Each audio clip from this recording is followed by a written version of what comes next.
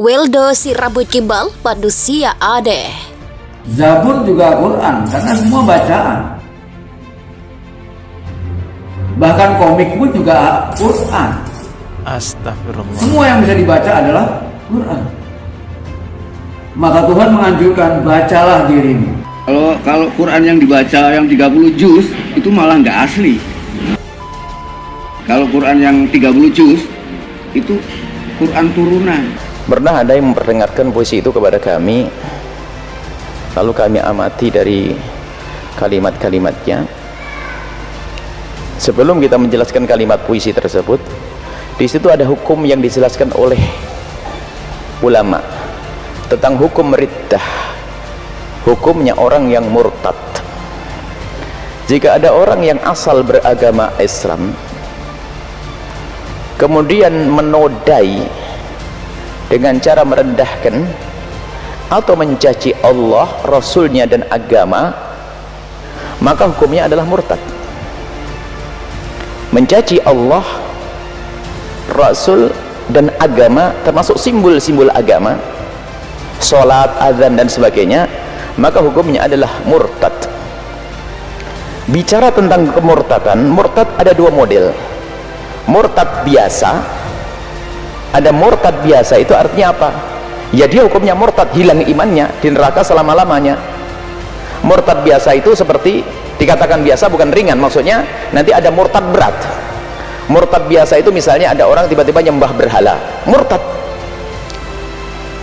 nyembah berhala. Atau dia mengatakan Allah bukan Tuhan, Nabi Muhammad bukan Nabi, itu murtad.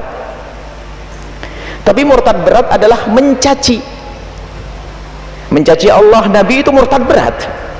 Sehingga murtad yang pertama tadi itu pakai istitab. Istitab itu kalau ada orang misalnya mengatakan aku tidak percaya Nabi Muhammad Nabi, dia ngomong begitu saja, maka dia keluar dari iman.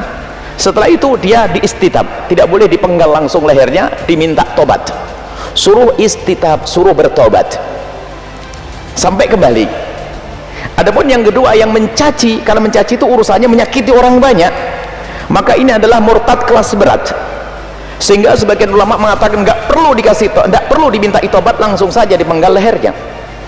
Kalau dalam negeri Islam, karena apa? Dia telah menodai, menyakiti hati orang, mencaci Allah, Rasul, mencaci syariat, mencaci azan, mencaci ini mencaci ini murtadnya murtad berat. Kebanyakan ulama mengatakan nggak ada tobat, nggak perlu diminta tobat, langsung saja dihukum.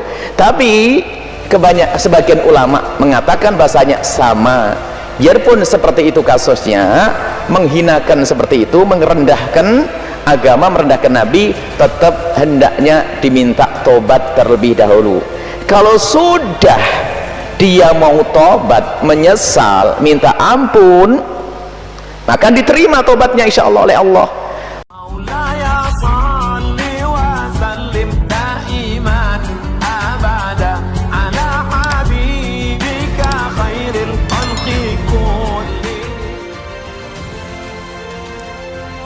Yang Weldo saat pertama kali ditanya awak media Rakyat Pro tentang siapa sebenarnya ia tak langsung menjawab asal-usulnya tersebut. Ia hanya menggambarkan dirinya adalah pelaku keberagaman dan ingin menjadi diri sendiri. Banyak perintilan aksesoris mulai dari pernak-pernik yang dikenakan terbuat dari material, kain, tulang logam, akar taring, hingga batuan permata. Suara geberincing gelang tangan yang bertabrakan terdengar. Ikat kepala merah mengikat rambut panjang gimbalnya, tubuhnya penuh tato dari kepala hingga kaki. Yang Weldo adalah salah satu tokoh seniman sekaligus agamawan, sufi serta spiritualis. Weldo yang aslinya Weldo Wodapringgo lahir di Jakarta pada 11 September 1965. Saat ditemui dalam acara Rutawan di kediaman Eyang Kardono, Surabaya pada tanggal 27 Desember 2020, tujuan ia menghadiri acara tersebut menyatakan sebagai orang-orang yang didaulat ikut memberikan semangat, memberikan energi, memberikan kesadaran, memberikan sebuah keyakinan pada setiap orang terhadap adanya kekuatan-kekuatan luar biasa pada dirinya, ujarnya di tengah-tengah keramaian. Dari penampilannya yang seperti ini juga tidak sedikit yang menilainya negatif, tapi Weldo tidak pernah mempersoalkan itu. Dia tetap mempersembahkan dirinya sebagai seni. Orang berhak menilai dari sudut pandang dan keluasan wawasan masing-masing. Dari tanggapan orang-orang itu pun Weldo dapat membaca seberapa jauh pengetahuan dan wawasan orang-orang tersebut. Wildo seperti seni rupa yang berjalan, dia mengenakan kaos singlet ditambah lengan panjang, atasan yang memperlihatkan bagian pusar, lalu bawahan hitam super pendek yang ditutupi kain motif macan tutul. Dalam hal ini sangat jelas, Hyang Wildo menganggap bahwa tubuhnya adalah seni. Sementara apapun yang tidak sesuai dengan pendapat umum tersebut maka dinyatakan keliru. Menjadi berbeda, kita akan kaya, kita akan mendapatkan sesuatu yang tidak pernah didapatkan orang-orang yang ingin sama. Begitu jelasnya mengakhiri percakapannya bersama awak media Rakyat Pro. Hyang Wildo saat pertama kali ditanya awak media Rakyat Pro tentang siapa sebenarnya ia tak langsung menjawab asal-usulnya tersebut. Ia hanya menggambarkan dirinya adalah pelaku keberagaman dan ingin menjadi diri sendiri. Banyak perintilan aksesoris mulai dari pernak-pernik yang dikenakan terbuat dari material, kain, tulang logam, akar taring, hingga batuan perbata. Suara geberincing gelang tangan yang bertabrakan terdengar. Ikat kepala merah mengikat rambut panjang gimbalnya, tubuhnya penuh tato dari kepala hingga kaki.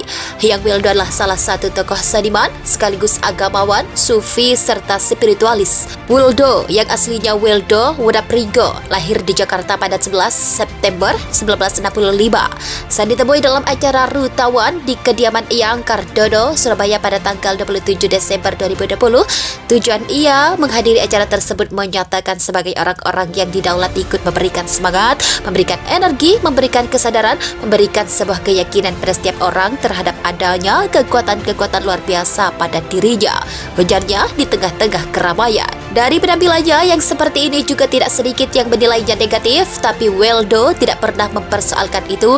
Dia tetap mempersembahkan dirinya sebagai seni. Orang berhak menilai dari sudut pandang dan keluasan wawasan masing-masing. Dari tanggapan orang-orang itu pun Wildo dapat membaca seberapa jauh pengetahuan dan wawasan orang-orang tersebut. Wildo seperti seni rupa yang berjalan, dia mengenakan kaos singlet ditambah lengan panjang, atasan yang memperlihatkan bagian pusar, lalu bawahan hitam super pendek yang ditutupi kain motif macan tutul. Dalam hal ini sangat jelas, Hyang Wildo menganggap bahwa tubuhnya adalah seni. Sementara apapun yang tidak sesuai dengan pendapat umum tersebut maka dinyatakan keliru. Menjadi berbeda, kita akan kaya, kita akan mendapatkan sesuatu yang tidak pernah didapatkan orang-orang yang ingin sama. Begitu jelasnya mengakhiri percakapannya bersama awak media Rakyat Pro. Hyang Wildo saat pertama kali ditanya awak media Rakyat Pro tentang siapa sebenarnya ia tak langsung menjawab asal-usulnya tersebut. Ia hanya menggambarkan dirinya adalah pelaku keberagaman dan ingin menjadi diri sendiri. Banyak perintilan aksesoris mulai dari pernak-pernik yang dikenakan terbuat dari material, kain, tulang logam, akar taring, hingga batuan perbata. Suara geberincing gelang tangan yang bertabrakan terdengar.